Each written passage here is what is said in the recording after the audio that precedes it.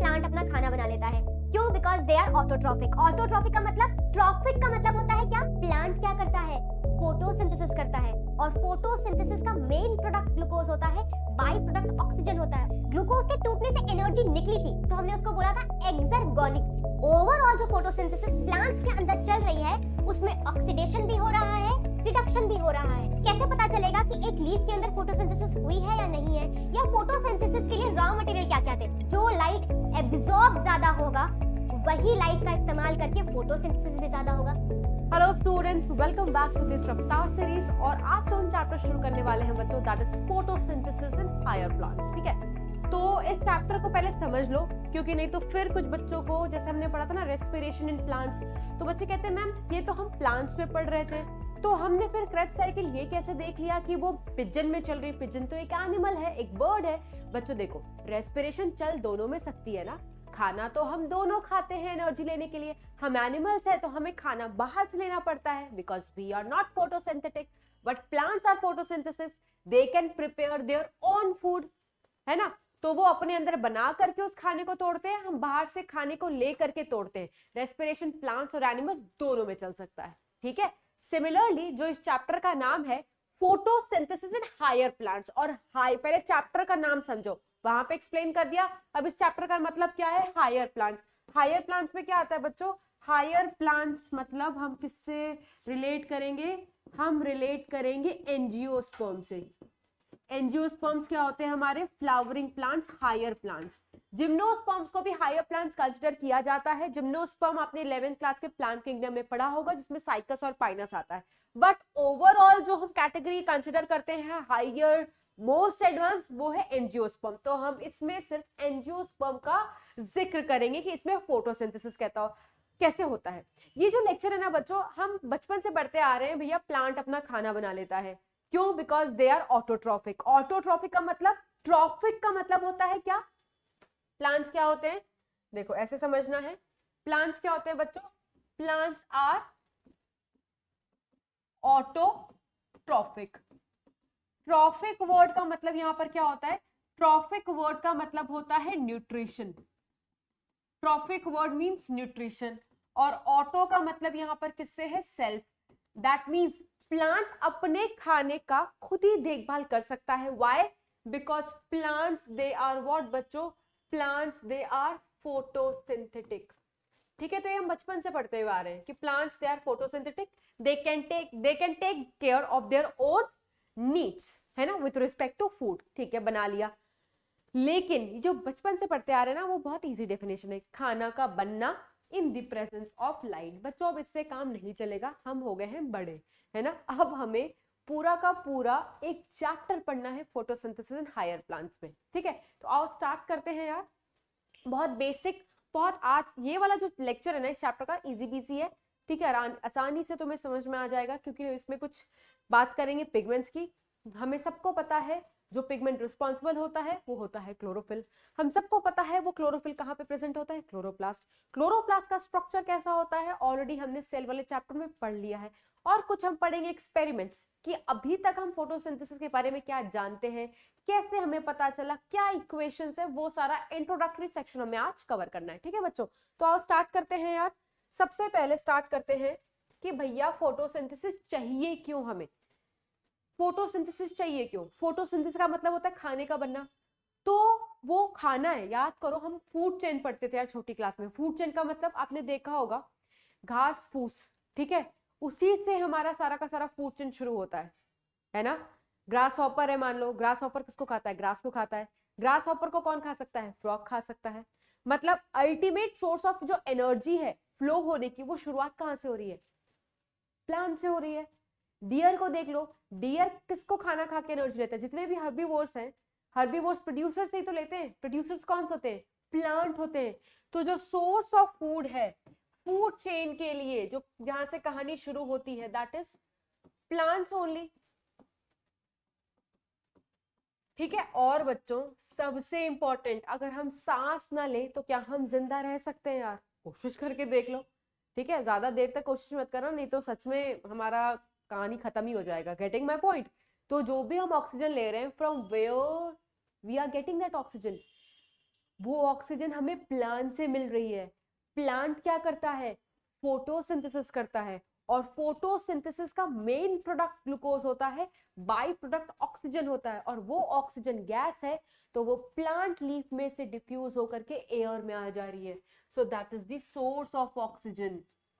पर हम क्या कर रहे हैं यार, हम तो पेड़ों को काटे चले जा रहे हैं। क्यों भैया, हमें तो बिल्डिंग बनानी है ना, सोसाइटी बनानी है, बिल्डिंग बनानी है, फैक्ट्री बनानी है ना, वही तो अब हमें ऑक्सीजन देंगे, पेड़ थोड़ी देंगे ऑक्सीजन। तो यार जो जो आजकल इमेजेस बनती है ना, मीम्स बनते हैं कि कुछ 20, 30, 40 ईयर्स के बाद क्या होगा, हमें यहाँ पर अपनी पीठ के ऊपर गैस सिलेंडर लेकर के चलना पड़ेगा, ऑक्सीजन का सिलेंडर लेना पड़ेगा, और उससे हमें सप्लाई मिलता रहेगा। क्यों? क्योंकि पेड़ तो हम काटे जा रहे हैं ना। सो पेड़ जरूरी है। क्यों? पेड़ फोटोसिंथेसिस करता है, और फोटोसिंथेसिस का by product excuse me oxygen होता है, और वही ऑक्सीजन हम इनहेल कर रहे हैं। ठीक है, तो ये हो गया हमारा सोर्स ऑफ ऑक्सीजन। और ये ऑक्सीजन जो हम इनहेल कर रहे हैं ना, ये बहुत जरूरी है। इनहेलेशन ऑफ ऑक्सीजन, ब्रीदिंग, और हमने पढ़ा था ना, जब ऑक्सीजन हमारे अंदर जाती है तो उसी ऑक्सीजन को हम इस्तेमाल करते हैं एरोबिक रेस्पिरेशन में, याद करो। ठीक है, वेरी गुड। ठीक है, तो ये हो गया हमारा। अच्छा, हम क्या जानते हैं फोटोसिंथेसिस के बारे में? अगर मैं आपको से पूछूं या लेमन लैंग्वेज में, बच्चों की भाषा में फोटोसिंथेसिस को डिफाइन करो, तो तुम क्या बोलोगे? Synthesis of food. और प्लांट फूड किस फॉर्म में बनाता है बच्चों? प्लांट फूड बनाता है in the form of glucose. ठीक है, किसकी सिंथेसिस हो रही है? ग्लूकोज। आगे क्या लगा हुआ है? Photo. That means in the presence of light, जिसको हम बोलते हैं फोटोसिंथेसिस। ठीक है, अगर किसी चीज की सिंथेसिस होती है, दैट मीन्स कौन सा प्रोसेस है वो?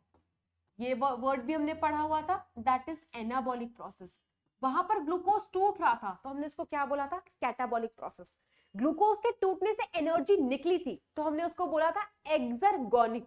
यहां पर तो लाइट एनर्जी चाहिए। लाइट क्या है? एनर्जी तो है। तो जब लाइट एनर्जी चाहिए होती है बच्चों, तो ऐसे प्रोसेस को क्या बोलते हैं? ऐसे प्रोसेस को एंडरगोनिक प्रोसेस बोलते हैं। क्या बोलते हैं बच्चों? Endergonic process. ठीक है, that means light energy is used. मैं आपके लिए फिर से लिख देती हूँ, लाइट एनर्जी इज यूज्ड। जहां पर एनर्जी यूज्ड हो, इस वाले प्रोसेस का नाम लेते हैं एनाबॉलिक। क्यों बोल रहे हैं? क्योंकि ग्लूकोज की क्या हो रही है बच्चों? ग्लूकोज की सिंथेसिस हो रही। ठीक है, सब समझ लिया हमने। और क्या हो रहा है बच्चों? और क्या होगा? जब आप पूरा का पूरा चैप्टर पढ़ोगे ना, तो इसमें पानी की स्प्लिटिंग होती है, वाटर की स्प्लिटिंग होती है। वाटर की स्प्लिटिंग होती है, या हम बोलते हैं वाटर की फोटोलिसिस होती है। फोटोलिसिस या लाइसिस। तो लाइसिस का मतलब क्या होता है बच्चों? एक सेकेंड, लाइसिस का मतलब क्या होता है? लाइसिस का मतलब क्या होता है? लाइसिस का मतलब ब्रेकडाउन। तो वो ब्रेकडाउन या स्प्लिटिंग किसके प्रेजेंस में हो रही है? लाइट, इसीलिए इसको फोटोलिसिस बोलते हैं। और स्प्लिटिंग का मतलब भी टूटना होता है। तो जब पानी टूटेगा बच्चों, तो पानी टूटेगा तो प्रोटॉन्स निकलेंगे, ऑक्सीजन निकलेगा, और क्या निकलेगा? इलेक्ट्रॉन्स निकलेंगे। और इलेक्ट्रॉन्स के निकलने को, लॉस ऑफ इलेक्ट्रॉन को क्या बोलते हैं? लॉस ऑफ इलेक्ट्रॉन को क्या बोलते हैं बच्चों? ऑक्सीडेशन। क्या बोलते हैं? ऑक्सीडेशन। दैट मीन्स इस फोटोसिंथेसिस के प्रोसेस में क्या चल रही है?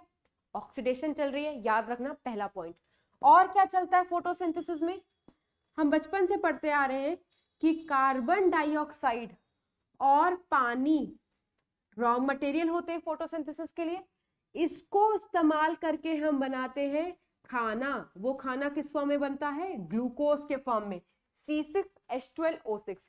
ये फोटोसिंथेसिस का मेन प्रोडक्ट होता है बच्चों। ये बचपन से पढ़ते आ रहे हैं हम। ये क्या होता है? फोटोसिंथेसिस का मेन प्रोडक्ट होता है।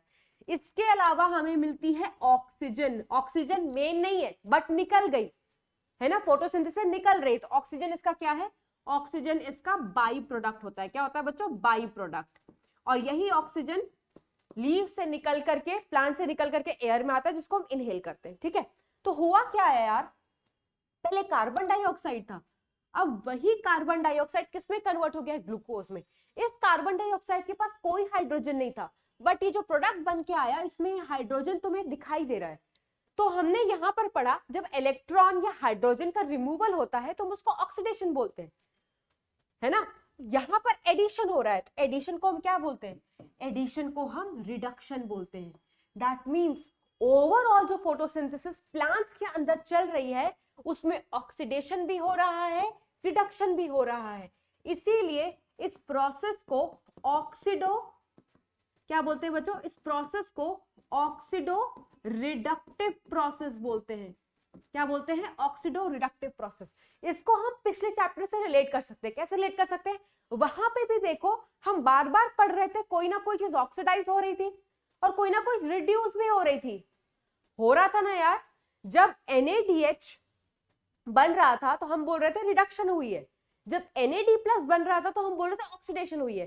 दैट मीन्स रेस्पिरेशन में और फोटोसिंथेसिस में ऑक्सीडेशन रिडक्शन दोनों चलती है। दैट मीन्स इलेक्ट्रॉन का गेन भी होता है, इलेक्ट्रॉन का लॉस भी होता है। या कह सकते हो हाइड्रोजन का गेन होता है, हाइड्रोजन का लॉस भी होता है, दोनों चीज में। ठीक है, तो यहाँ पर ये वाला प्रोसेस भी क्या है, ऑक्सीडो रिडक्टिव प्रोसेस, जिसको हम ऐसे लिख सकते हैं बच्चों, किसकी ऑक्सीडेशन हो रही है, ऑक्सीडेशन हो रही है पानी की, जिसको हम बोल रहे हैं स्प्लिटिंग ऑफ वाटर या फोटोलिसिस ऑफ वाटर। प्रूफ यहाँ पर देखो लिखा हुआ है, इलेक्ट्रॉन का लॉस मींस ऑक्सीडेशन। रिडक्शन में हम क्या लिखेंगे, किसका रिडक्शन हुआ है, रिडक्शन ऑफ, एक second, reduction of carbon dioxide. और ये कार्बन डाइऑक्साइड रिड्यूस होकर के बनाया क्या है बच्चों, C6H12O6 दैट इज ग्लूकोज। ठीक है, ये हमने मोटा मोटा इंट्रोडक्शन पढ़ लिया। ठीक है, अब बच्चों हम, ये तो इंट्रोडक्टरी सेक्शन है कि इसका नाम क्या है। ठीक है, इसके अलावा एक इसको और नाम से जाना जाता है बच्चों, उसका नाम है फिजिको, बहुत सारे नाम पढ़े कि एनाबॉलिक है, एक्सर्गोनिक है, ऑक्सीडो रिडक्टिव प्रोसेस है। इसके साथ साथ इसको फिजिको केमिकल प्रोसेस भी बोलते हैं। क्यों बोलते हैं इसको physico chemical process, because there is a use of physical radiation. किसका इस्तेमाल है बच्चों, फिजिकल रेडिएशन। और कौन सी फिजिकल रेडिएशन का इस्तेमाल है, लाइट। ठीक है, light is a physical form of energy. तो उस लाइट एनर्जी को इस्तेमाल करके ये केमिकल बना रहे हैं, फूड बना रहे हैं inside the plant, formation of reduced form of carbon dioxide that is glucose. इसीलिए इस ओवरऑल प्रोसेस को हम क्या बोलते हैं, फिजिको केमिकल प्रोसेस। ठीक है, तो सारे नाम हमने पढ़ लिए बच्चों। ये ऑक्सीडो रिडक्टिव है, ऑक्सीडेशन रिडक्शन दोनों चल रही है। ठीक है, ये एंडरगोनिक प्रोसेस है।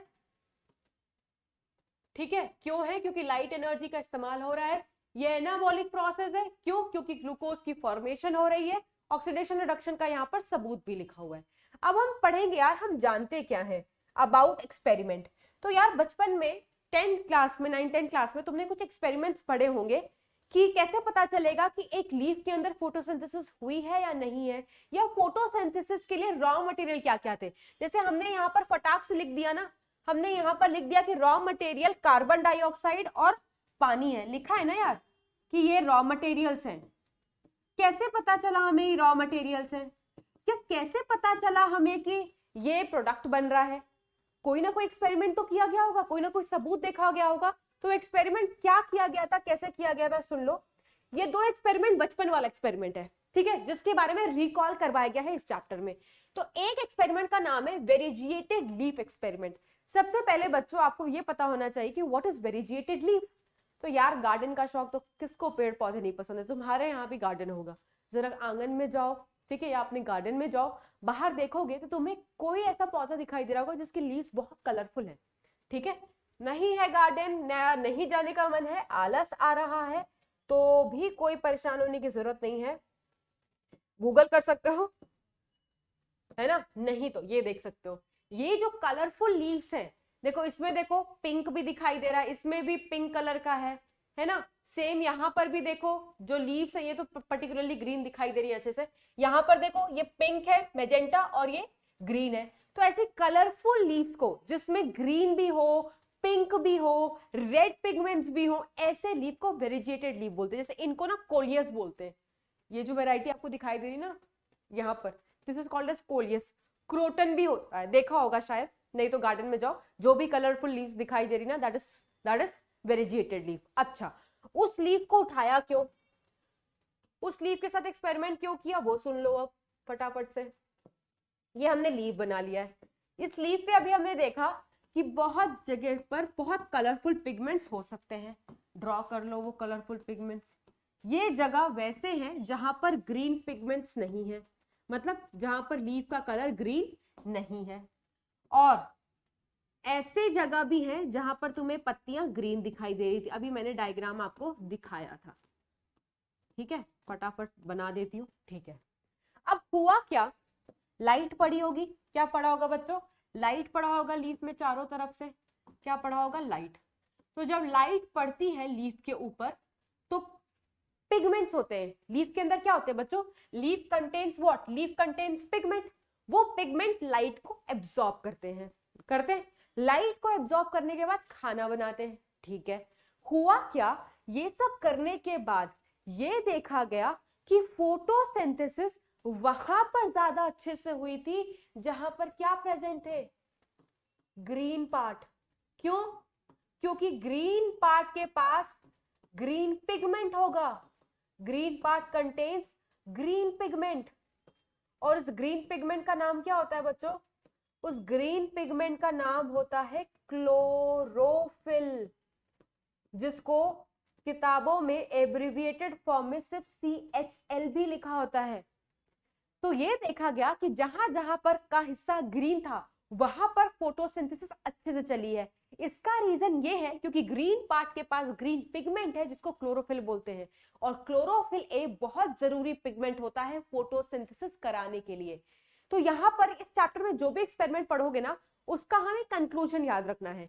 तो वेरिजिएटेड लीफ एक्सपेरिमेंट का कंक्लूजन हमने क्या दिया, वेरिजिएटेड लीफ एक्सपेरिमेंट का कंक्लूजन ये है दैट ग्रीन पार्ट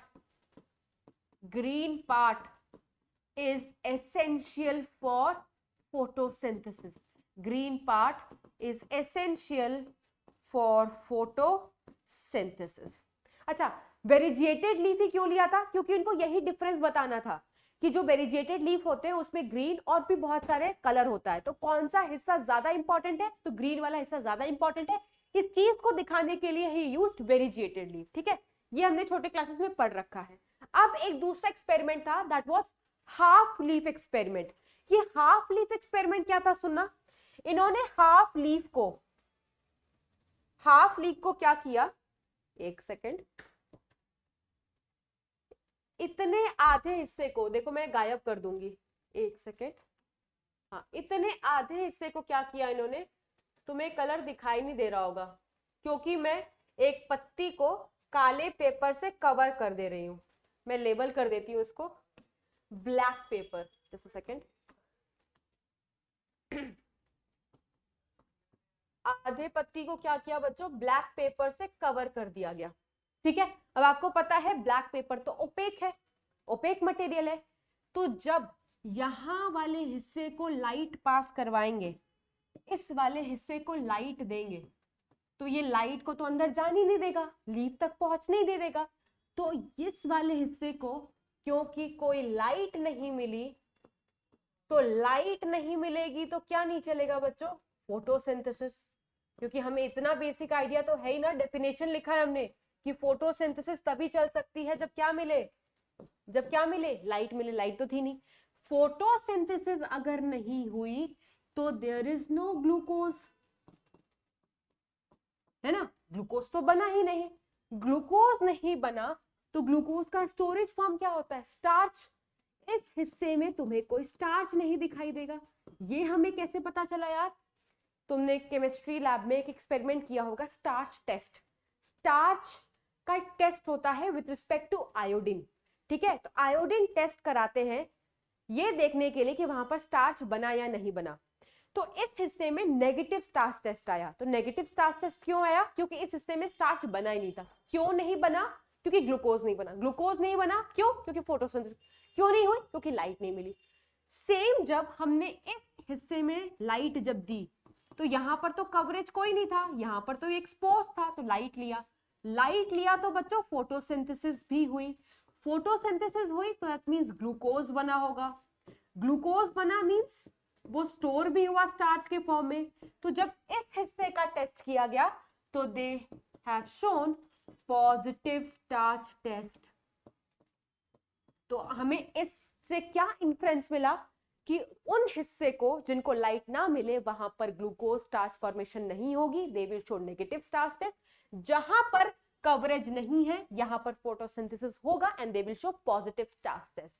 तो इन्फर क्या करेंगे, कंक्लूजन क्या देंगे, कंक्लूजन ये देंगे बच्चों दैट लाइट इज एसेंशियल। इससे हमें क्या पता चला, फोटोसिंथेसिस कराने के लिए लाइट बहुत जरूरी है, लाइट ना दो तो फोटोसिंथेसिस नहीं चलती है।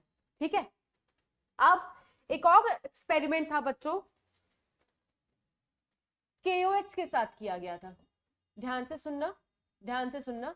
एक सेटअप तैयार करते हैं यार, एक सेटअप तैयार करते हैं। ये मान लो ये बीकर है, क्या है ये, बीकर है। इस बीकर में कॉटन है और वो कॉटन, जैसे कॉटन को भिगो सकते हैं ना, कॉटन को पानी में डिप कर दो तो कॉटन पूरा का पूरा पानी एब्जॉर्ब कर लेगा, किसी में भी डिप कर दो उसकी एब्जॉर्बेंस की कैपेसिटी है। तो ये कॉटन को किस में डिप करके हमने लाया है, KOH सॉल्यूशन में डिप करके लाए हैं। दैट मींस इस कॉटन के पास क्या है, KOH है बहुत सारा।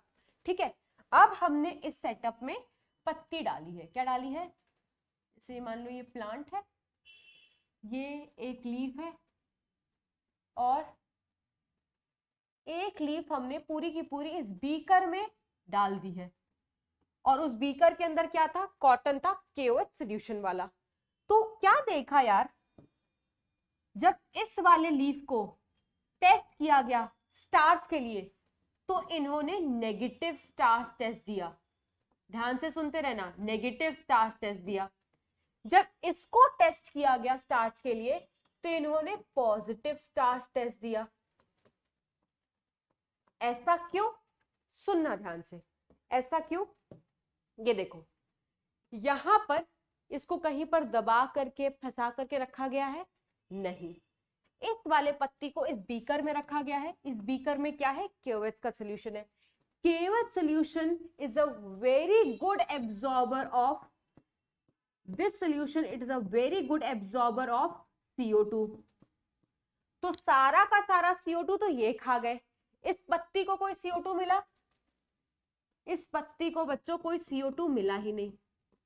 तो कोई CO2 नहीं मिला तो CO2 को रिड्यूस कैसे करोगे, अभी हमने पढ़ा था ना, CO2 रॉ मटेरियल होता है, उसको रिड्यूस करके ग्लूकोज बनाते हैं। जब ये रॉ मटेरियल ही नहीं बचा तो इसको ग्लूकोज कैसे बनाएंगे, तो यहाँ पर कोई ग्लूकोज नहीं बना, और अगर ग्लूकोज ही नहीं बना तो उसका स्टोरेज फॉर्म कैसे बनेगा, दैट मींस कोई स्टार्च नहीं बना, और स्टार्च बना ही नहीं तो यहाँ पर पॉजिटिव टेस्ट कैसे आएगा, इसलिए क्या आया, नेगेटिव टेस्ट।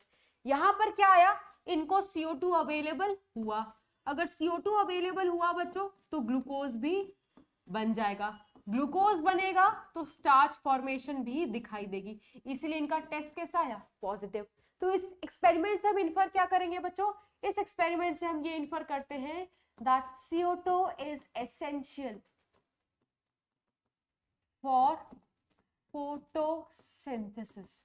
तो ये सब बहुत पुराने एक्सपेरिमेंट हैं जो हम बचपन से पढ़ते आ रहे हैं, तभी हमें इतना तो पता ही है कि CO2 और लाइट चाहिए होता है फोटोसिंथेसिस को कराने के लिए। तो इस एक्सपेरिमेंट के थ्रू पता चला CO2 जरूरी है, इस एक्सपेरिमेंट के थ्रू पता चला लाइट जरूरी है, इस एक्सपेरिमेंट के थ्रू पता चला green part is essential.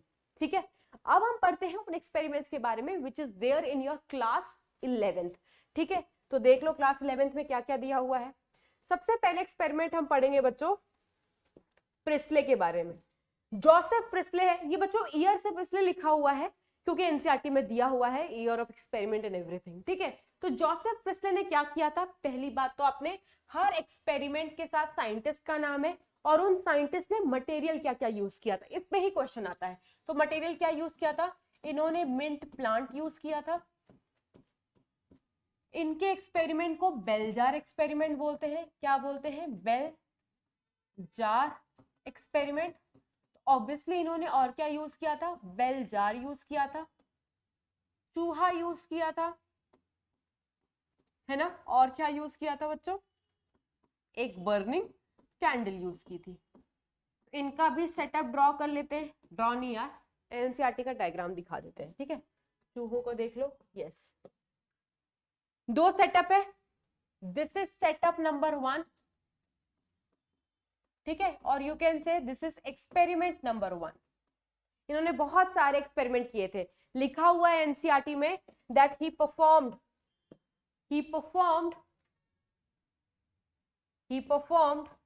Series of experiment, लिख देती हूं, ही परफॉर्म्ड सीरीज ऑफ एक्सपेरिमेंट। तो हमने लिख दिया, उन्होंने एक किया था एक्सपेरिमेंट 1 और एक किया था एक्सपेरिमेंट, ये क्या है नीचे वाला, एक्सपेरिमेंट 2।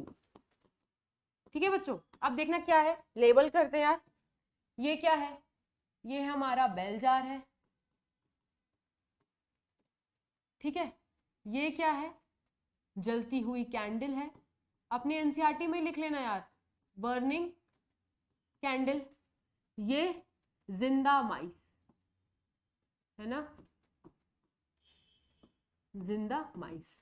तो इस वाले में, ए वाले बेल जार में आप देख रहे हो कि कैंडल भी जल रही है, माउस भी जिंदा है, ठीक है, चूहा भी जिंदा है। क्यों? क्योंकि अभी ऑक्सीजन पूरी तरीके से खत्म नहीं हुई है, लेकिन जैसे जैसे हम प्रोसीड करेंगे, भाई इस कैंडल को जलाने के लिए भी ऑक्सीजन चाहिए, तो सारी की सारी ऑक्सीजन खत्म हो जाएगी एक टाइम के बाद, है ना, और खत्म होने के बाद भैया ऑक्सीजन इसको मिलेगा नहीं, तो चूहा जिंदा रहेगा नहीं। तो कुछ टाइम के बाद देखो चूहा क्या हो गया, चूहा बेचारा अंतिम सांसें गिन रहा था और उसके बाद क्या हो गया, मर गया। और ये कैंडल भी क्या हो गई, बुझ गई, एक्सटिंग्विश्ड कैंडल, है ना। चूहा क्यों मर गया, ऑक्सीजन खत्म हो गई, दम घुटने की वजह से चूहा ये मर गया। सेकेंड एक्सपेरिमेंट में क्या किया, इन्होंने सोचा यार इसमें चूहा तो मर गया है, इनको अच्छा नहीं लगा, चूहा मर गया यार, क्यों मर गया, क्योंकि ऑक्सीजन खत्म हो गई, सफोकेशन की वजह से मर गया। तो इन्होंने क्या किया, अपने इस सेटअप में एक मिंट प्लांट को इंट्रोड्यूस कर दिया। अच्छा, बहुत सारे बच्चे पूछते हैं मैम मिंट प्लांट ही क्यों लिया, भैया उसके गार्डन में मिंट प्लांट ही होगा, या हम ऐसे एक्सपेरिमेंटल मटेरियल को इस्तेमाल करते हैं जो बड़े आसानी से हमें रिजल्ट दे दे, ज्यादा मेहनत ना करना पड़े। तो छोटा सा प्लांट होता है, ज्यादा लाइट वगैरह चाहिए नहीं, तो छोटे से बेल जार में रह करके अपना फोटोसिंथेसिस परफॉर्म कर सकता है, ठीक है। तो फोटोसिंथेसिस, अब इन्होंने क्या किया, मिंट प्लांट को ले लिया। मिंट प्लांट क्या है, मिंट प्लांट एक ग्रीन प्लांट है ना, एक ग्रीन प्लांट है। तो ग्रीन प्लांट क्या परफॉर्म करता है, ग्रीन प्लांट परफॉर्म करता है बच्चों फोटोसिंथेसिस, है ना। और फोटोसिंथेसिस अभी हमने देखा कि जब फोटोसिंथेसिस करता है तो ग्लूकोज बनता है और साथ ही साथ ऑक्सीजन बनता है। तो इस बेल जार में भर भर के क्या आ रही थी, ऑक्सीजन आ रही थी। तो यहां पर क्या हो रहा था, पहले के केस में प्लांट तो था नहीं, तो जो भी बेल जार के अंदर ऑक्सीजन थी वो खत्म होते जा रही थी, कैंडल और ये चूहे खत्म करते जा रहे थे, खत्म करते जा रहे थे, खत्म करते जा रहे थे, भरने वाला कोई था नहीं। यार तुम्हारे किचन में राशन है, तो ऐसा तो है नहीं ना बिना भरे उसको तुम सालों साल तक चला सकते हो। हम खत्म करते रहते हैं, मम्मी पापा भरवाते रहते हैं, हम खत्म करते रहते हैं, मम्मी पापा भरवाते रहते हैं। Getting my point. तो यहाँ पर सब खत्म ही खत्म हो रहा था, भरने वाला कोई नहीं था ऑक्सीजन। बट यहाँ पर क्या हुआ, खत्म हो भी रहा था तो सारा का सारा ऑक्सीजन को रीस्टोर कर रहा था कौन, एक ग्रीन प्लांट। क्यों? क्योंकि ग्रीन प्लांट परफॉर्म कर सकता था फोटोसिंथेसिस, और फोटोसिंथेसिस में क्या इवॉल्व होता है बच्चों, ऑक्सीजन। तो होगा क्या, खत्म भी हो रहा है, ये भर भी दे रहा है। तो कुछ टाइम के बाद देखो कोई नहीं मरा, चूहा भी जिंदा है, कैंडल भी जल रही और ग्रीन प्लांट भी बिल्कुल सही सलामत है। तो इसका कंक्लूजन ये था कि whatever oxygen is removed by this burning candle and this चूहा, that get restored by this mean plant। तो हमारे लिए प्लांट बहुत जरूरी है ना। इस एक्सपेरिमेंट से हमें ये पता चल रहा है। तो ये बात हम लिख लेते हैं बच्चों, इन्फ्रेंस ही तो हमें याद रखनी है। तो इसका इन्फ्रेंस ये है that green plant restore मतलब भरना, रीस्टॉक करना, restore the oxygen removed by burning candle and breathing mouse। सांस लेने के लिए ऑक्सीजन खत्म कर रहा था ना, breathing mouse। ठीक है, ये हमें यहां से पता चल गया। अब हम पढ़ेंगे बच्चों नेक्स्ट एक्सपेरिमेंट। नेक्स्ट एक्सपेरिमेंट किसका है, नेक्स्ट एक्सपेरिमेंट है जैन इंगेनहाउस का। ठीक है, इन्होंने भी किसी के साथ काम किया, जैसे इन्होंने किसके साथ काम किया, मिंट के साथ, चूहों के साथ, कैंडल के साथ, बेलजार के साथ। इन्होंने किसके साथ काम किया था, इन्होंने एक एक्वेटिक प्लांट के साथ काम किया था, वर्कड विथ एक्वेटिक प्लांट। और उस एक्वेटिक प्लांट का नाम क्या है, एक्वेटिक प्लांट का नाम है हाइड्रिला। ठीक है, पानी में रहने वाला प्लांट है, सबमर्ज्ड रहता है। ठीक है, तो इन्होंने एक तरीके से प्रिस्ले के एक्सपेरिमेंट को रिपीट किया, बट तरीका अलग था, अंदाज थोड़ा अलग था। और वो अंदाज कैसे अलग था, इन्होंने दो सेटअप तैयार किए, दो बीकर लिया। ठीक है, दोनों बीकर में क्या भर दिया, दोनों बीकर में भर दिया हाइड्रिला का प्लांट। ये क्या है बच्चों, हाइड्रिला का प्लांट है। ये हमने दोनों बीकर में हाइड्रिला का प्लांट डाल दिया। अब इसको हम लेबल भी कर देते हैं, this is what, this is hydrilla, है ना। इस हाइड्रिला प्लांट में, ठीक है, अब इन्होंने क्या किया बच्चों, इस सेटअप को फनल से कवर कर दिया। किससे कवर कर दिया, फनल से कवर कर दिया। यहां पे भी सेटअप को क्या किया, फनल से कवर कर दिया, इन्वर्टेड फनल रख दी। क्यों रख दी बता देंगे, क्योंकि एक्सपेरिमेंट हम अपने घर में तो कर नहीं रहे, बहुत बड़े लेवल पे कर रहे हैं, तो हमें बहुत स्पेसिफिक सबूत चाहिए।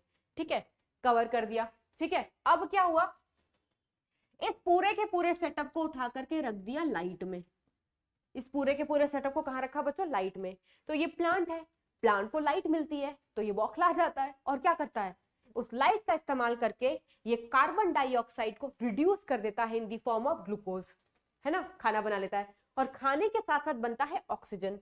ठीक है, खाने के साथ साथ क्या बनता है, ऑक्सीजन। तो जैसे ही इस मिंट प्लांट को क्या मिली, लाइट मिली, तो लाइट मिलने के बाद इन्होंने ग्लूकोज बनाया और बनाया ऑक्सीजन। बट ऑक्सीजन का प्रूफ हमें कैसे मिला, हमें कैसे मिला कि ऑक्सीजन बना है, यहां पर फनल के जस्ट टॉप पर क्या निकल रही थी, बबल। क्या बन रही थी बच्चों, बबल। और बबल किसके बने होते हैं बच्चों, बबल बने होते हैं मेड ऑफ ऑक्सीजन। ठीक है, अब ध्यान से सुनना, किया क्या था इन्होंने, एक हाइड्रिला प्लांट लिया, एक सेटअप तैयार किया, इस प्लांट को फनल से कवर कर दिया, सिर्फ इसीलिए क्योंकि फनल का मुंह तो एक छोटा सा ही होगा ना, तो वहीं पर आसपास तुम्हें सबूत मिल जाएगा बबल का। बबल बनने का मतलब है ऑक्सीजन इवॉल्व हुई है, और ऑक्सीजन इवॉल्व होने का मतलब है कि इस प्लांट ने फोटोसिंथेसिस किया। क्यों किया, क्योंकि लाइट दी थी। यहां पर क्या किया, सेम, सब कुछ सेम था, बट अब इसको रख दिया डार्क मोड में। That means no light was given to this hydrilla plant. अब इसको कोई लाइट तो मिली नहीं, तो लाइट नहीं मिलेगी तो फोटोसिंथेसिस चलेगी, नहीं चलेगी। फोटोसिंथेसिस नहीं चलेगी तो क्या ऑक्सीजन मिलेगा, नहीं। तो क्या बबल दिखाई देगा, नहीं। तो इस सेटअप में नो बबल फॉर्मेशन। यहां फनल के मुंह पर, फनल के माउथ पर तुम्हें कोई बबल फॉर्मेशन नहीं दिखी। नो बबल फॉर्मेशन मतलब नो ऑक्सीजन इवॉल्व, कोई ऑक्सीजन इवॉल्व नहीं हुई थी। दैट मीन्स यहां पर कोई फोटोसिंथेसिस नहीं चली। क्यों नहीं चली यहां पर फोटोसिंथेसिस, क्यों नहीं चली बच्चों यहां पर photosynthesis, because since there was no light, there was no light. तो इस एक्सपेरिमेंट से हमने कंक्लूजन क्या निकाला, भैया अगर बबल चाहिए, ऑक्सीजन चाहिए, ऑक्सीजन कब मिलेगा, फोटोसिंथेसिस के दौरान। तो उसके लिए क्या चाहिए होगा, लाइट चाहिए होगा, क्योंकि अंधेरे में नहीं हुआ कुछ भी। That means light is essential for bubble formation. ठीक है, ओके। तो ये था इंगेनहॉर्स का एक्सपेरिमेंट। उसके बाद एक और साइंटिस्ट थे बच्चों, एक और साइंटिस्ट थे जूलियस वॉनसैक्स। इन्होंने क्या किया था, सबसे पहली बात इन्होंने बताया था कि जब प्लांट में खाना बनता है तो किस फॉर्म में बनता है, ग्लूकोज के फॉर्म में बनता है। ठीक है, बट ग्लूकोज बहुत ही सिंपल शुगर है। अगर हम उसको एज इट इज प्लांट के अंदर रखेंगे या प्लांट उसको एज इट इज उनके अंदर रखेगा तो वो फटाक फटाक से इस्तेमाल होता रहेगा, है ना। तो हमें उसको कुछ कॉम्प्लेक्स शुगर्स के फॉर्म में स्टोर करना पड़ता है, कन्वर्ट करना पड़ता है। तो अगर हम उसको स्टोर करेंगे तो किस फॉर्म में स्टोर करते हैं, स्टार्च के फॉर्म में। तो starch is the storage form of glucose. और जब हमें क्योंकि लीव्स ही सिर्फ ग्लूकोज बनाता है ना, रूट थोड़ी फोटोसिंथेटिक होता है, तो रूट तक पहुंचाना होता है, तो पहुंचाने वाला जो फॉर्म होता है वो सुक्रोज होता है। सब कुछ पढ़ोगे दूसरे चैप्टर में भी। तो सुक्रोज इज ट्रांसपोर्टेशन वाला फॉर्म, सुक्रोज इज ट्रांसपोर्टेशन वाला फॉर्म। तो ये सारी बातें किसने बताई थी? इन साइंटिस्ट ने बताई थी। इसके बाद इन्होंने एक और बहुत इंपॉर्टेंट चीज बताई थी कि जो पिगमेंट होता है that is present in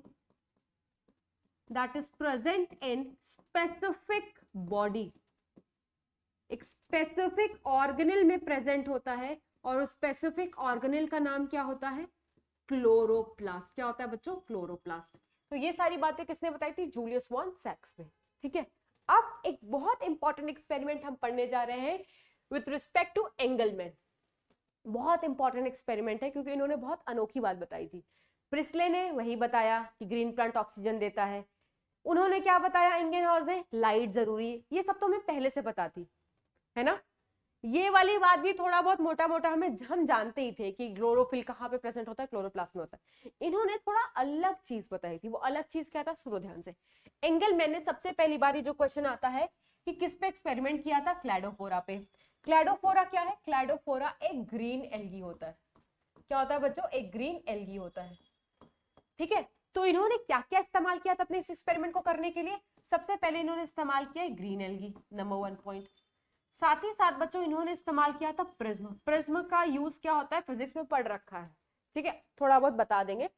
उसके बाद इन्होंने इस्तेमाल किया था सस्पेंशन ऑफ एरोबिक बैक्टीरिया। अच्छा, एरोबिक बैक्टीरिया को इस्तेमाल करने का मकसद क्या था?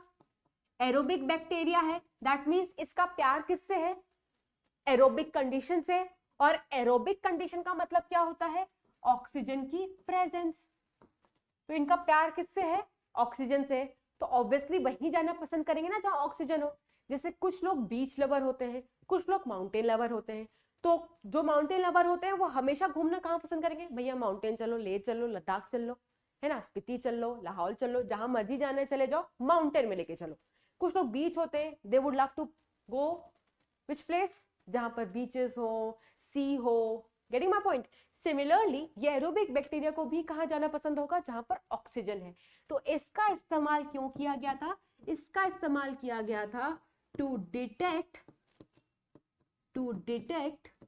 The presence of oxygen, to detect the presence of oxygen, क्योंकि ऑक्सीजन जहां ज्यादा बनेगी ये वहां पर भागते हुए चले जाएंगे। प्यार ज्यादा है।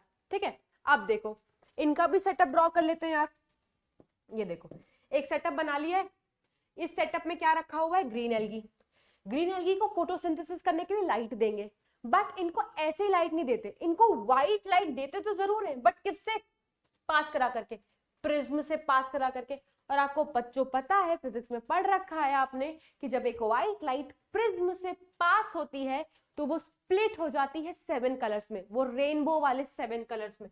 और वो कलर क्या है? विबग्योर। इस रेंज को क्या बोलते हैं बच्चों? इस रेंज को हम बोलते हैं विजिबल रेंज। क्या बोलते हैं बच्चों? Visible range. और यार तुम पूरा का पूरा स्पेक्ट्रम पढ़ते हो, केमिस्ट्री में भी पढ़ते हो, फिजिक्स में भी पढ़ते हो। ये जो रेंज होती है ये कौन सी होती है? वेवलेंथ बताओ। ये वेवलेंथ होती है 400 नैनोमीटर से लेकर के 700 नैनोमीटर। इसको हम विजिबल रेंज बोलते हैं, इलेक्ट्रो जो तुम स्पेक्ट्रम बोलते हो। ठीक है, दैट मीन्स यार सूरज से ना हर किस्म की लाइट आ रही है। यूवी आ रही है, इंफ्रारेड आ रही है, रेडियो वाली आ रही है, और ये भी आ रही है। बट प्लांट को बाकी लाइट से कोई मतलब नहीं है। प्लांट को जो फोटोसिंथेसिस के लिए लाइट चाहिए वो ये वाली वेवलेंथ होती है, और प्लांट इसी वेवलेंथ को एब्जॉर्ब करके क्या करता है? फोटोसिंथेसिस करता है। क्योंकि प्लांट इसी वाली रेंज को एब्जॉर्ब करके फोटोसिंथेसिस करता है बच्चों, इस रेंज को हम क्या बोलते हैं? पार। क्या बोलते हैं? पार। पार का फुल फॉर्म क्या है? पार का फुल फॉर्म है फोटोसिंथेटिक एक्टिव रेडिएशन। तो अगर आपसे सवाल पूछा जाए बच्चों कि पार की रेंज बताओ, तो that is 400 nanometre to the 700 nanometre, जो स्प्लिट होती है 7 कलर में, 1 2 3 4 5 6 7। ठीक है, विबग्योर। तुम जो भी ब्लू हो गया, रेड हो गया, ग्रीन है, येलो है, ऑरेंज है, इंडिगो है और वायलेट है। इतना तो हमें बेसिक नॉलेज है, ठीक है। तो ये हमने सारा कुछ पढ़ लिया रिलेटेड टू दिस एक्सपेरिमेंट। अब देखते हैं हुआ क्या। हमें पता है ये रेंज 400 से 700 तक है, तो क्यों ना इसको स्प्लिट करके ऐसे लिख ले, ये 400 नैनोमीटर, ये 500 नैनोमीटर, ये 600 नैनोमीटर और ये 700 नैनोमीटर।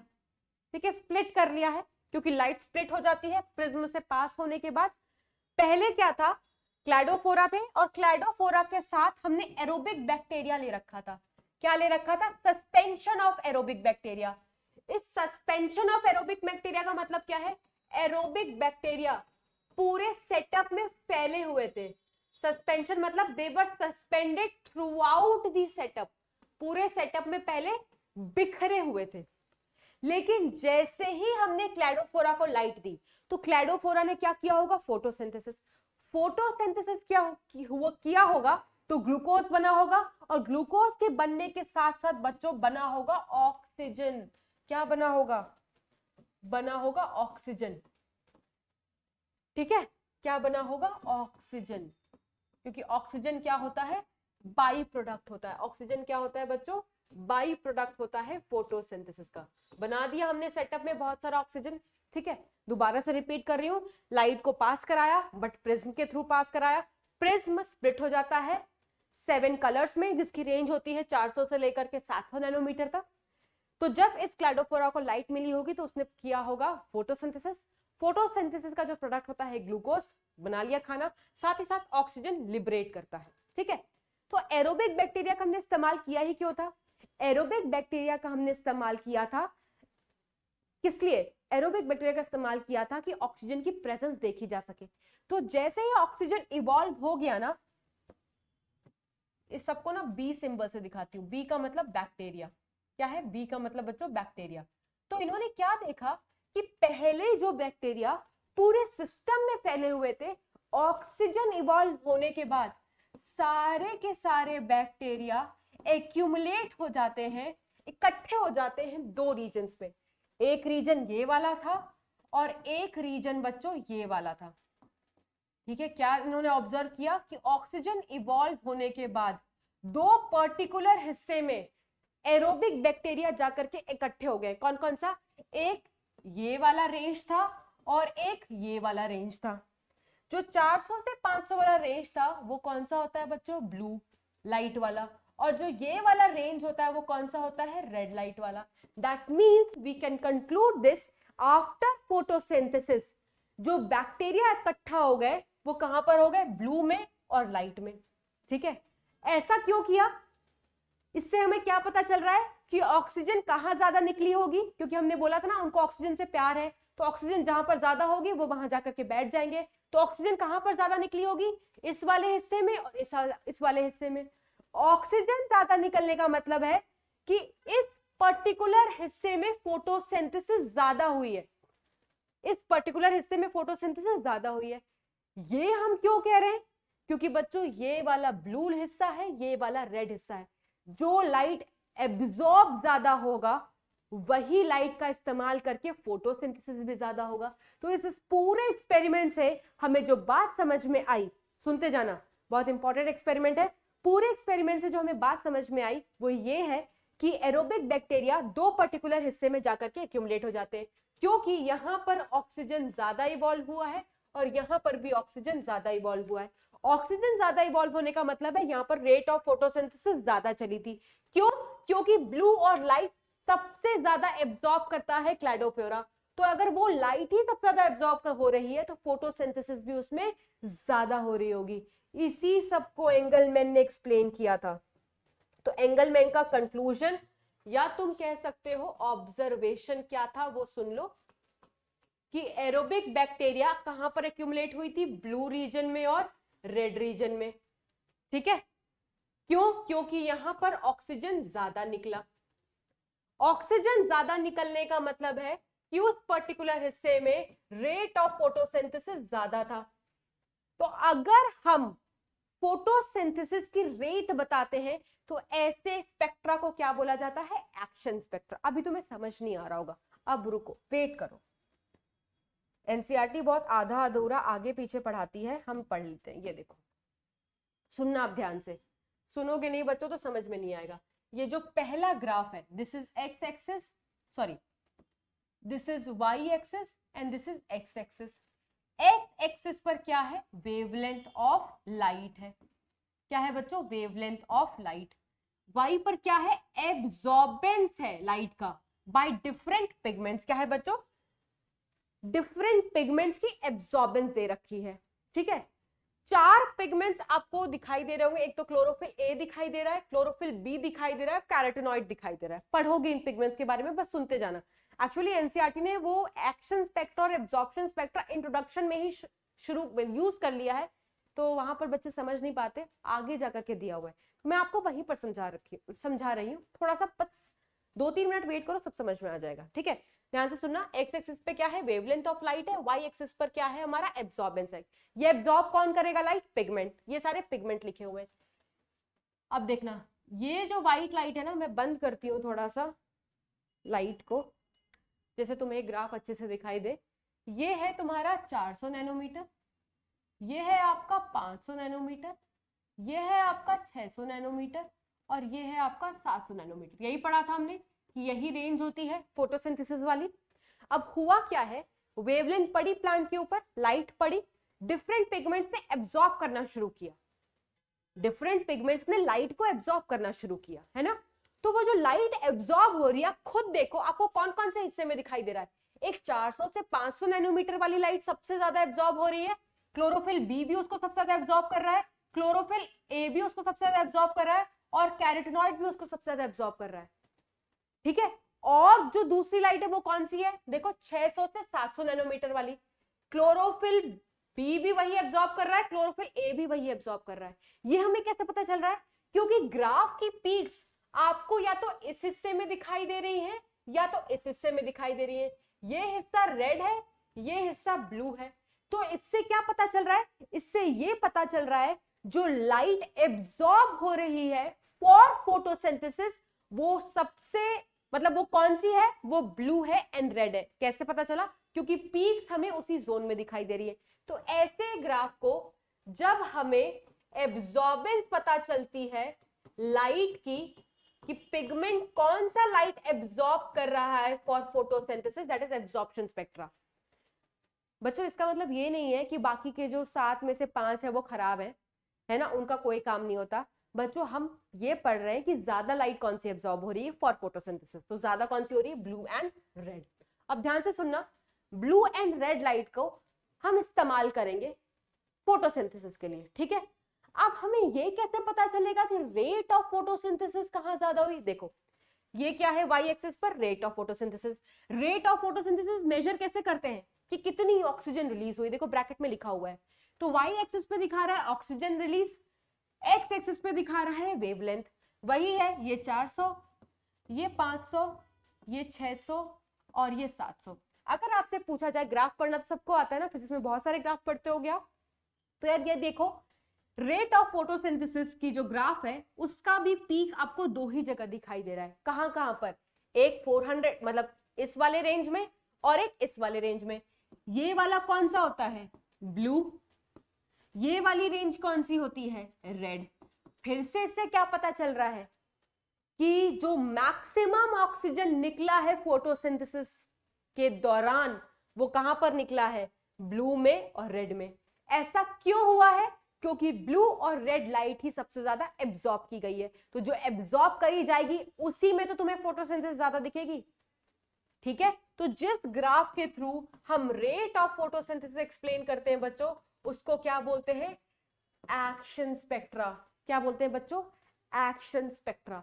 ठीक है, फिर एक और चीज एनसीईआरटी में लिखी हुई है कि अगर तुम इस ग्राफ को इसके ऊपर रख करके देखो, छापते हैं ना हम, सुपर इंपोज करके रखो, मतलब ये हाथ है, इस हाथ के ऊपर ये रख दो। सिमिलरली ये जो रिजल्ट आया इस ग्राफ के ऊपर रख दो, तो तुम देखोगे तो एक्शन स्पेक्ट्रा किस पिगमेंट के एब्जॉर्प्शन स्पेक्ट्रा से मिलेगा? तो देखो यहां पर प्रूफ है, ये एक्शन स्पेक्ट्रा है ब्लैक वाला और ये किसका है? ये क्लोरोफिल ए है। तो ये वाला ग्राफ किससे मिल रहा है? क्लोरोफिल ए के एब्जॉर्प्शन स्पेक्ट्रा से मिल रहा है। क्यों? इससे वो ये एक्सप्लेन करना चाह रहे हैं बच्चों कि क्लोरोफिल ए सबसे इंपॉर्टेंट पिगमेंट होता है। ये भी पिगमेंट प्रेजेंट होते हैं बट क्लोरोफिल ए सबसे ज्यादा इंपॉर्टेंट पिगमेंट है फॉर फोटोसिंथेसिस, उसको मेन पिगमेंट बोलते हैं। अब यहाँ पर एनसीईआरटी करती है कॉन्ट्रडिक्ट। जब तुम ये वाला पन्ना खोलोगे ना तो यहाँ पर लिखा हुआ है कि ये जो एब्जॉर्प्शन स्पेक्ट्रा है, सॉरी ये जो एक्शन स्पेक्ट्रा है वो क्लोरोफिल ए के एब्जॉर्प्शन स्पेक्ट्रा से मिल रहा है। बिल्कुल सही बात है, प्रूफ है, सबूत है तुम्हारे पास। बट एनसीईआरटी में जहां पर, ध्यान से सुनना बच्चों, एनसीईआरटी में जहां पर एंगलमैन का एक्सपेरिमेंट है वहां पर लिखा हुआ है कि एंगलमैन ने सबसे पहले ये बताया कि रेट ऑफ फोटोसिंथेसिस ब्लू और रेड में ज्यादा चल रही है। रेट ऑफ फोटोसिंथेसिस बताने वाले ग्राफ को हम क्या बोलते हैं? एक्शन स्पेक्ट्रा, अभी बता दिया। और एक्शन स्पेक्ट्रा मिल किससे रही है? वहां पर एनसीईआरटी ने सिर्फ क्लोरोफिल ए के बारे में लिखा है, बट यहाँ पर एनसीईआरटी में क्योंकि शुरू में है ना, तो शुरू में उन्होंने लिख दिया है कि क्लोरोफिल ए क्लोरोफिल दोनों से मिलती है। दोनों एनसीईआरटी स्टेटमेंट है। अगर तो ये स्टेटमेंट आई तो भी ट्रू मानोगे, ठीक है? क्या मानोगे? ट्रू मानोगे। स्टेटमेंट के फॉर्म में आया तो this is there in the NCERT. Clear हो गया बच्चों? So this was all about the Engelmann experiment. इसके बाद हम क्या पढ़ेंगे बच्चों? Next experiment that is about Van Niel experiment. ये जो वैन नील एक्सपेरिमेंट है बच्चों, ये जो साइंटिस्ट है ये माइक्रोबायोलॉजिस्ट थे। माइक्रोबायोलॉजिस्ट का मतलब भी किस पे स्टडी करते थे? माइक्रोस पे स्टडी करते थे। बट इनका जो कंट्रीब्यूशन था फोटोसिंथेसिस में वो बहुत इंपॉर्टेंट था, ठीक है? इसीलिए एनसीईआरटी लिखती है that he gave milestone contribution. ये एनसीईआरटी स्टेटमेंट है, milestone contribution with respect to photosynthesis. और इस कंट्रीब्यूशन को देने के लिए किसी माइक्रोब के साथ तो काम किया था, क्योंकि माइक्रोबायोलॉजिस्ट ही थे। तो उस माइक्रोब का नाम क्या था? बैक्टीरिया। और कौन से बैक्टीरिया के साथ काम किया था? Purple and green sulphur bacteria. Purple and green sulphur bacteria, ठीक है? इसको बताने से पहले, इनके बारे में थोड़ा सा बात करने से पहले मैं आपको नॉर्मल सी चीज बता देती हूँ। ये देखो, जब प्लांट एक फोटोसिंथेसिस करता है तो रॉ मटेरियल के फॉर्म में क्या यूज करता है? कार्बन डाइऑक्साइड और वाटर। यहां पर आपको रिजल्ट क्या मिलता है? C6H12O6। यहां CO2 के पास कोई हाइड्रोजन नहीं था, यहां पर हाइड्रोजन आया, दैट मींस हाइड्रोजन ऐड हुआ। एडिशन ऑफ हाइड्रोजन को हम बोलते हैं रिडक्शन। तो कहीं ना कहीं किसी ने हाइड्रोजन डोनेट किया होगा ना इसको, तभी तो हाइड्रोजन ऐड होकर के आ रहा है प्रोडक्ट में। तो यहां पर जो हाइड्रोजन डोनर है वो कौन है? वाटर। वाटर को हम यूज करते हैं as donor. Water it is used as donor, ठीक है? और as a result what you are getting? Oxygen as a by product. Oxygen as a by product. तो जिस भी फोटोसिंथेसिस में oxygen as a by product evolve होता है बच्चों, ऐसे फोटोसिंथेसिस को क्या बोलते हैं? ऐसे फोटोसिंथेसिस को बोलते हैं ऑक्सीजेनिक फोटोसिंथेसिस। क्या बोलते हैं? Oxygenic photosynthesis. तो डिफाइन कैसे करोगे ऑक्सीजेनिक फोटोसिंथेसिस को? Oxygen is formed as by product, जैसे तुम्हें ब्लैक बोर्ड पे दिखाई दे रहा है। और प्लांट में ना, प्लांट में जो फोटोसिंथेसिस चलती है वो यही वाली चलती है। प्लांट में फोटोसिंथेसिस जो चलती है वो बच्चों यही वाली चलती है। प्लांट लाइट को कैप्चर करता है। कौन करता है लाइट को कैप्चर? पिगमेंट। उस पिगमेंट का नाम है क्लोरोफिल। क्लोरोफिल लोकेटेड कहां होता है? क्लोरोप्लास्ट में होता है। ये किसने बताया था? जूलियस वॉन स्नैक्स ने। इस लाइट को कैप्चर करके क्लोरोफिल क्या करता है? CO2 और वाटर का इस्तेमाल करके क्या बना लेता है? ग्लूकोज। साथ ही साथ बाई प्रोडक्ट निकलते हैं। ये सब कुछ प्लांट में चल रहा है, ऑक्सीजन निकल रही, तो ऑक्सीजेनिक फोटोसिंथेसिस है ना। तो बहुत सारे साइंटिस्ट ना ये कंफ्यूजन में पड़ गए कि ये ऑक्सीजन जो निकला, इस ऑक्सीजन का सोर्स क्या था? इस ऑक्सीजन का सोर्स क्या था? जैसे हमने बोला कि ये जो हाइड्रोजन आया, हम कह रहे हैं हाइड्रोजन आया ये वाटर से। तो बहुत सारे साइंटिस्ट इस सोच में पड़ गए कि यार ये ऑक्सीजन कहां से आया है, इसका सोर्स क्या है? क्या इसका सोर्स कार्बन डाइऑक्साइड है? क्या ये ऑक्सीजन इस CO2 से निकला है? या ये जो ऑक्सीजन है वो वाटर से आया? कहां से आया है ये आखिर का ऑक्सीजन? इस सोच में पड़ गए। तो जो सबसे पहले साइंटिस्ट थे जिन्होंने इस कंफ्यूजन को क्लियर किया था कि ये ऑक्सीजन कहां से आता है, वो यही नील थे। और नील ने कैसे कंफ्यूजन दूर किया? देखो ध्यान से सुनना है। अब नील ने क्या किया? Purple and green sulphur bacteria के साथ काम किया। जो बैक्टीरिया फोटोसिंथेसिस परफॉर्म करता है ना, ऐसे फोटोसिंथेसिस को हम बैक्टीरियल फोटोसिंथेसिस बोलते हैं। और bacteria do not use water as donor, they do not use water as donor. तो अगर वाटर को यूज नहीं करते हाइड्रोजन के एडिशन के लिए, CO2 का रिडक्शन कराने के लिए, तो किसको यूज करते होंगे? They use inorganic source of sulphur. किसको यूज करते हैं बच्चों? Inorganic source of sulphur, that is H2S।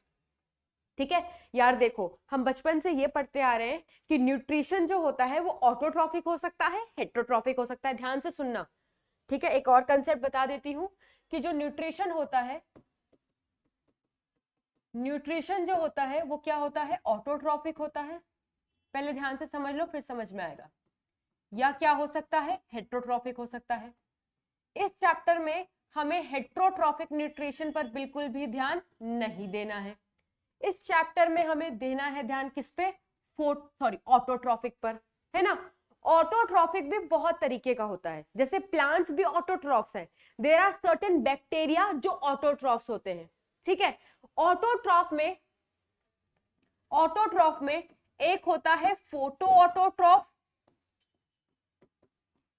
Autotroph और एक होता है बच्चों कीमो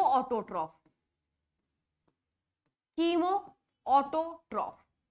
तो वैसे तो ये टॉपिक आप बायोलॉजिकल क्लासिफिकेशन में बैक्टीरिया में पढ़ोगे, बट क्योंकि यहां पर इस वाले बैक्टीरिया का जिक्र हो रहा है तो मैं आपको बता देती हूँ। ये वाला जो बैक्टीरिया होता है ना बच्चों, ये कैसा होता है? Photo autotrophic bacteria. तो यहां पर एग्जाम्पल में मैं लिख देती हूं purple and green sulphur bacteria. तो इनको purple and green sulphur bacteria क्यों कहा जा रहा है? क्योंकि ये सल्फर सोर्स को इस्तेमाल करते हैं, और वो भी किस सोर्स को? Inorganic sulphur source. किसको? इनऑर्गेनिक सल्फर सोर्स को इस्तेमाल किया जाता है खाने को बनाने के लिए। क्लियर है? ये पानी का इस्तेमाल नहीं करेंगे। क्लियर हो गया? तो ऐसे फोटोसिंथेसिस को हम क्या बोलते हैं? फोटो ऑटोट्रॉफिक, या you can just call photo autotroph. तो एक बात तुम्हें और याद रखनी है अपने समझने के लिए, डिटेल हम किसी और चैप्टर में पढ़ेंगे, बस इतना याद रखना कि जब हम ऑटोट्रॉफ बोलते हैं, ऑटोट्रॉफ का मतलब खाना बना लेंगे, बट आपने जो याद रखनी है कि ऑटोट्रॉफ में सोर्स हमेशा क्या होता है? सोर्स हमेशा क्या होता है? इनऑर्गेनिक। क्या होगा बच्चों? इनऑर्गेनिक। वेयर एज हेट्रोट्रॉफ में सोर्स हमेशा क्या होता है? ऑर्गेनिक। जैसे हम हेट्रोट्रॉफ है, हम एक ऑर्गेनिक सोर्स को खाते हैं तब हमें एनर्जी मिलती है। वो ऑर्गेनिक सोर्स का नाम क्या है? वो ऑर्गेनिक सोर्स का नाम है glucose. Glucose is the organic form. Yes और नो? तो याद रखना है कि न्यूट्रिशन दो प्रकार की होती है, ऑटोट्रॉफिक, हेट्रोट्रॉफिक।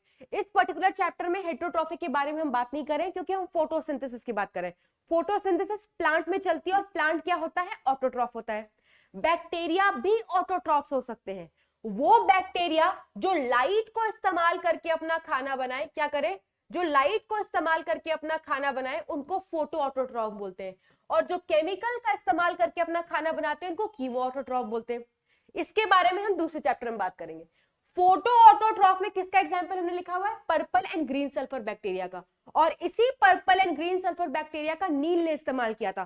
क्यों किया था? क्योंकि उनको पता था ये ऑटोट्रॉफिक है। कैसे ऑटोट्रॉफिक है? फोटो ऑटोट्रॉफिक है। लाइट को इस्तेमाल करके फोटोसिंथेसिस कर सकते हैं, ठीक है। और सोर्स कौन सा होता है? Inorganic source. और ये कौन सा इनऑर्गेनिक सोर्स खाते हैं बच्चों? ये जो इनऑर्गेनिक सोर्स खाते हैं दैट इज H2S, सल्फर का इनऑर्गेनिक सोर्स। अब आ जाओ, इतनी से हमने थोड़ा सा पढ़ लिया है, अब आ जाओ। तो इन्होंने क्या किया? इस पर्पल सल्फर बैक्टीरिया को क्या प्रोवाइड की होगी बच्चों? लाइट प्रोवाइड की होगी। तो जब इसको लाइट प्रोवाइड किया होगा तो इसने क्या किया होगा? ये क्या परफॉर्म करेगा? ये परफॉर्म करेगा फोटोसिंथेसिस। क्या परफॉर्म करेगा? फोटोसिंथेसिस। ऐसी फोटोसिंथेसिस को हम क्या बोलते हैं? बैक्टीरियल फोटोसिंथेसिस, क्योंकि बैक्टीरिया में चल रही है। अब बैक्टीरियल फोटोसिंथेसिस प्लांट फोटोसिंथेसिस से अलग कैसे है वो समझ लो। प्लांट में वाटर डोनर था, यहां पर डोनर वाटर नहीं है, क्योंकि हमने पहले ही बोल दिया बैक्टीरिया पानी इस्तेमाल नहीं करता है। बैक्टीरिया इनऑर्गेनिक सल्फर सोर्स को इस्तेमाल करता है। तो इन्होंने खाना बनाया C6H12O6। चलो खाना तो बना लिया, साथ ही साथ हमने वहां पर देखा था कि जब पानी था तो बाय प्रोडक्ट ऑक्सीजन निकल रहा था, गैस निकल रही थी, बट यहां पर बाय प्रोडक्ट क्या निकल रहा है, सल्फर। तो इससे क्या कंक्लूड किया हमने, इससे ये कंक्लूड किया बच्चों कि पानी लिया ही नहीं तो ऑक्सीजन निकला ही नहीं। अगर कार्बन डाइऑक्साइड ऑक्सीजन दे रहा होता तो दे देना चाहिए था ना, नहीं दिया। दैट मीन्स ये जो ऑक्सीजन का सोर्स है, एक सेकेंड, ये जो ऑक्सीजन है ये कार्बन डाइऑक्साइड से नहीं आ रहा है। अगर आ रहा होता तो वहां पे भी दिखता। ये ऑक्सीजन कहां से आ रहा है, वाटर से।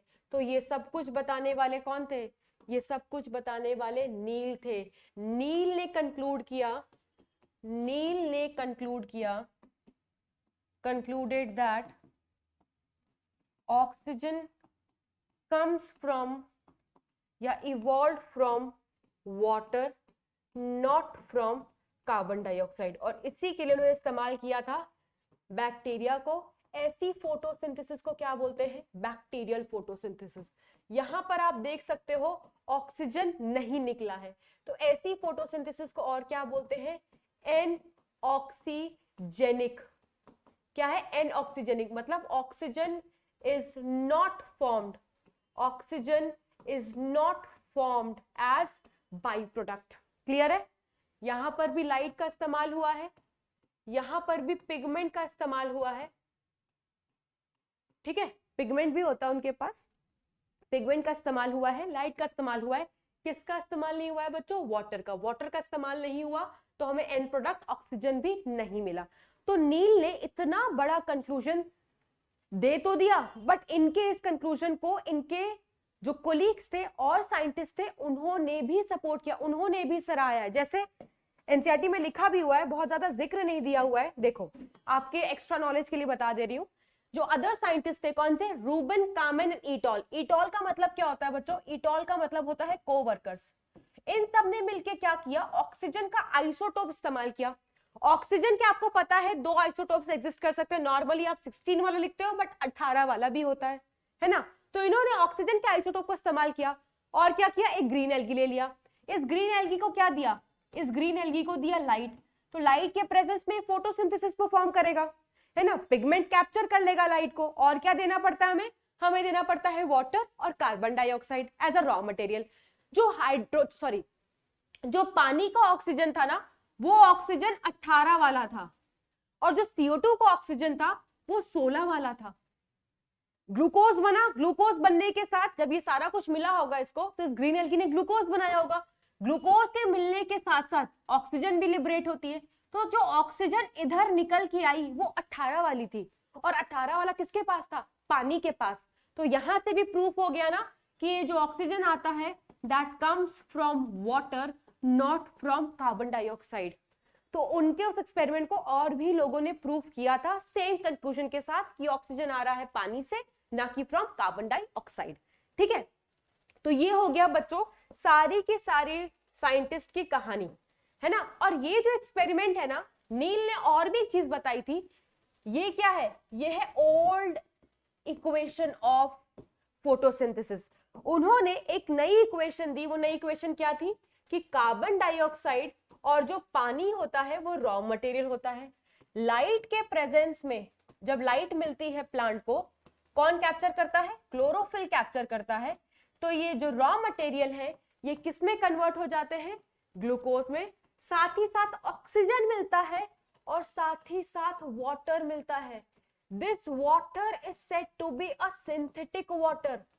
क्यों इसको सिंथेटिक वाटर बोल रहे हैं, क्योंकि बच्चों को लगेगा जो प्लांट ने पानी खाया वही उल्टी कर दी है, वही वॉमिट कर दिया। नहीं नहीं, ऐसा नहीं है। ये जो पानी है ना, ये सिंथेसाइज्ड हुआ है during the process of photosynthesis.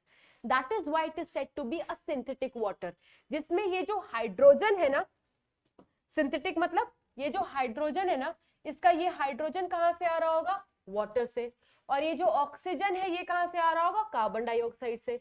दोनों ने मिल करके ये पानी बनाया है during the process of photosynthesis. That is why this is said to be a synthetic water. तो अगर सवाल आए कि क्या क्या बाय प्रोडक्ट बनता है, तो ये तीनों मतलब ये तो मेन प्रोडक्ट हो गया और ये दोनों क्या हो गए, बाई प्रोडक्ट हो गए। तो ये तीन चीजें इधर आती हैं। So this is the new equation of photosynthesis. ये याद रखना, ये भी बताने वाले वही थे। ठीक है बच्चों, तो एक्सपेरिमेंट रिलेटेड हमने जानकारी सारी की सारी ले ली है। अब नेक्स्ट टॉपिक जो एनसीईआरटी में है कि फोटोसिंथेसिस चलती कहाँ है। यार फोटोसिंथेसिस तो हमें पता है ना कहाँ चलेगी, ग्रीन सेल्स में। ग्रीन पार्ट क्या होता है, लीव्स होता है।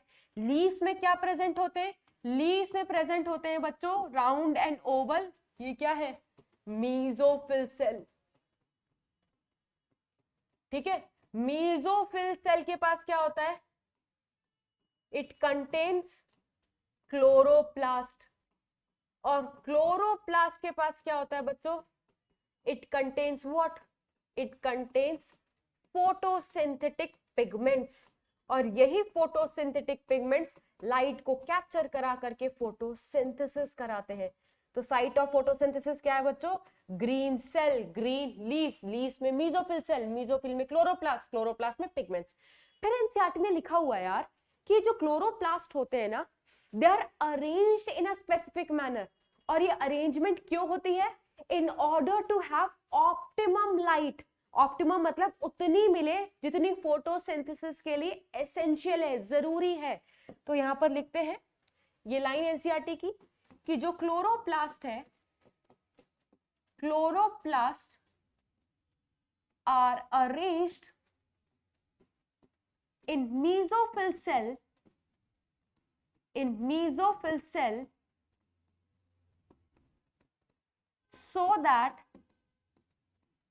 so that they can have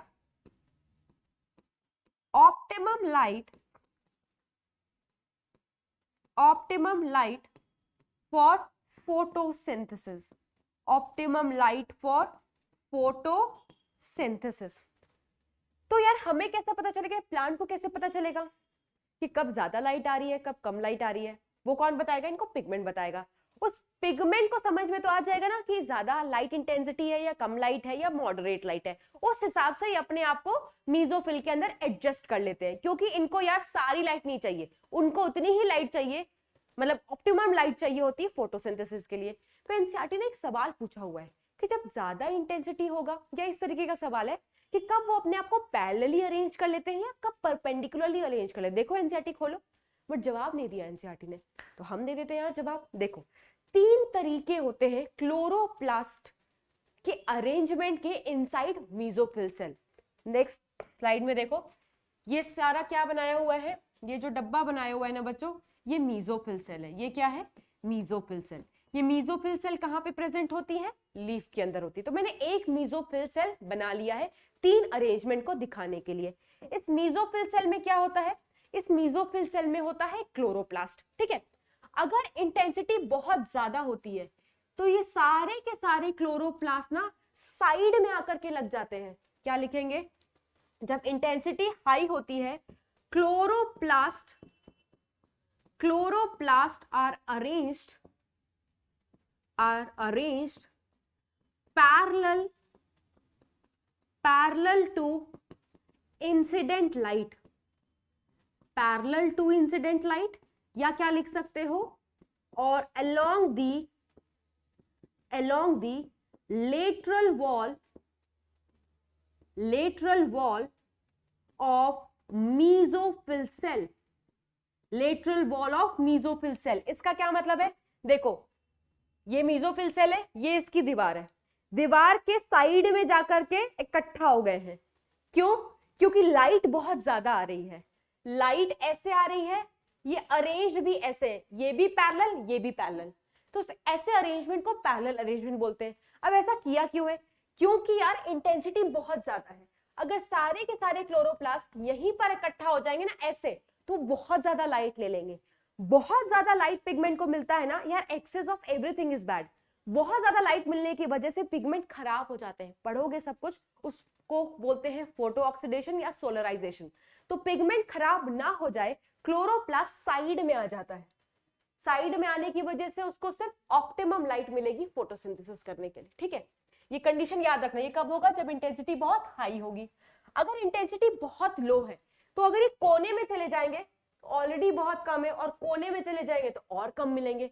तो उस टाइम पे क्या करते हैं, ये यहां पर आकर के लग जाते हैं। लाइट ऐसे आ रही है, इनकी अरेंजमेंट ऐसी है, दैट मीन्स ये क्या है, परपेंडिकुलर टू ईच अदर। तो याद रखना कि परपेंडिकुलर अरेंजमेंट कब होता है, when the light intensity is low. तो लिख लो, chloroplast are arranged at 90 degree to incident light, ठीक है। लाइट ऐसे आ रही है और ये ऐसे लगे हुए हैं, ठीक है। तो क्या हो गया, परपेंडिकुलर 90 डिग्री। क्यों, क्योंकि यहां पर रहेंगे तो एटलीस्ट जितनी भी आ रही सारी की सारी ये कैप्चर कर ले फोटोसिंथेसिस के लिए। अगर मॉडरेट रहती है, ठीक ठाक होती है, तो दे शो रैंडम अरेंजमेंट, कहीं पे भी लग सकते हैं, कोई फर्क नहीं पड़ेगा, ठीक है। तो ये जितनी भी हम अरेंजमेंट पढ़ रहे हैं बच्चों, ये किस लिए हो रही है, in order to have optimum light for the photosynthesis. NCERT line है। कौन सी लाइट पड़ेगी, कैसा अरेंजमेंट होगा, वो हमने डिस्कस कर लिया, हमने एनसीईआरटी का वो क्वेश्चन भी कर लिया है, ठीक है। ओके, नेक्स्ट चलते हैं बच्चों। अभी हमने पढ़ा कि क्लोरोप्लास्ट में पिगमेंट्स होता है।